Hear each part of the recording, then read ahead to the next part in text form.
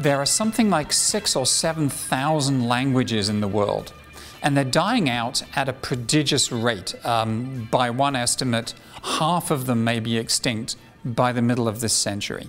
And what really caught my attention and fired my interest in this project was that I stumbled across a website called omniglot.com, which had all of the world's writing systems.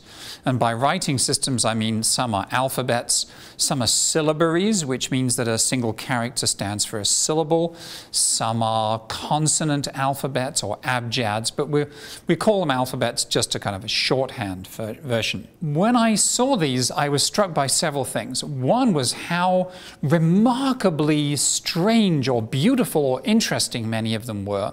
And the other thing was that there are relatively few. In all the world, there are only about 100 alphabets.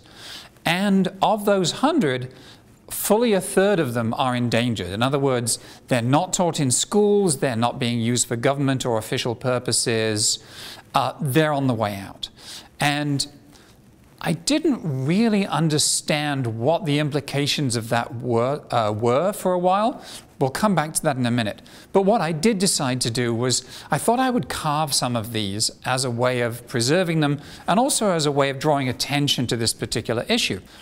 But it turned out that there was actually much more interesting stuff going on, and the hard part was not the carving or the painting. The hard part was actually getting the text to carve and paint.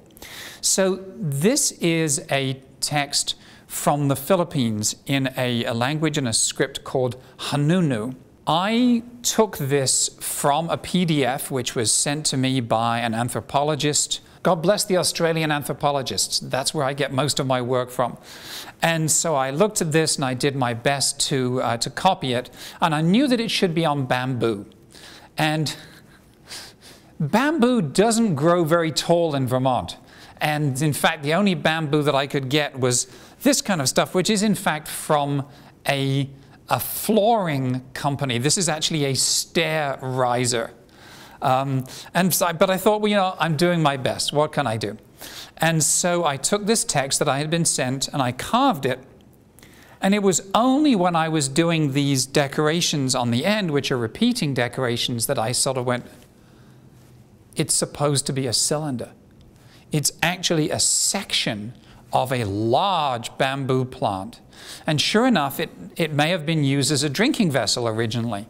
And so the writing then, therefore, is incised with the point of a knife into this cylindrical shaped bamboo, which is pretty dangerous and pretty difficult to do.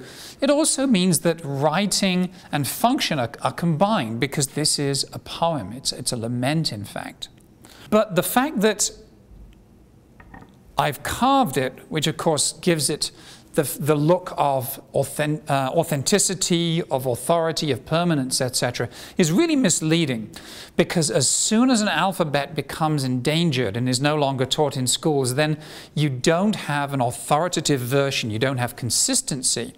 And in fact, one of the things that happened after I carved this was that, feeling very proud of myself, I took a photograph and I sent it back to the anthropologist, who said, I'll check with the elder in the village. And the elder in the village said, oh no, it's not like that, it's like this. There are certain letters that are different. Handwriting is one of the most democratic of art forms. It's really extraordinary because on the one hand, there has to be enough universality that if we all write the letter A, we all recognize it as the letter A. But the fact is, all of us write the letter A slightly differently, and we even write it differently in different moods or at different times in our life or during the day. And so you have this extraordinary blend of something that is functional and universal and something that is self-expressive and even poetic or artistic, all put together in something that's used every day, namely written language. So I decided to do another of these Philippine scripts, and so I got myself another piece of bamboo from the flooring company. And And it turns out that this particular script, which as you'll see I've tried to copy out here from a book, an anthropology text. So I've tried to copy it out so that all the letters are roughly the same size and everything. But it turns out that in creating this authoritative book, the anthropologist made some mistakes. There are actually two versions of this script, one of which is very square and one of which is much rounder. And it's the square one that's usually used, but I'm using a round pointed gouge, so it's much easier for me to do round letters. And so I thought I'll carve using the round script. But again, there's the question, does this letter actually look like this, or does it look like something different? If there are only a dozen people left who write this, and they're in a couple of different villages, you can pretty much guarantee they're going to write it differently. And also they're going to argue with the anthropologist, and they're going to say, no, my version is the right way to do it. So this is really my next project in this particular series. It's another poem, but it really illustrates one of the most fascinating aspects of the Endangered Alphabets project, which is that writing itself is fluid, dynamic, expressive. We think of it as being stable and universal. That really isn't the case. It changes all the time.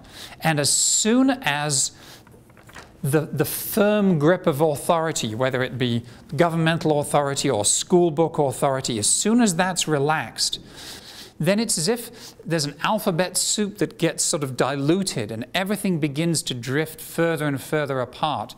Different people use letters differently and write letters differently, and there's no consistency anymore. And what I've written is just really a best faith effort that says, no, this is probably not as authentic as it could be, in the same way that this piece of bamboo is not actually cylindrical.